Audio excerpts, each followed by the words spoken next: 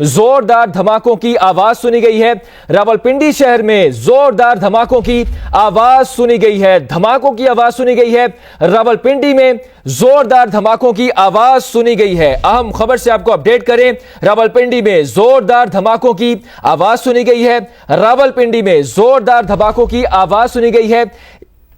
अहम खबर से आपको अपडेट करें, रावलपिंडी में जोरदार धमाकों की आवाज सुनी गई है। नौयत का भी पता करेंगे, जिस तरह से हमारे नुमाइंदे हमें ज्वाइन करेंगे, लेकिन आपको बताएं कि रावलपिंडी में जोरदार धमाकों की आवाज सुनी गई है। अब से कुछ देर कबल रावलपिंडी में जोरदार धमाकों की आवाज सुनी गई है। रावलपिंडी शहर में जोरदार धमाकों की आवाज सुनी गई है।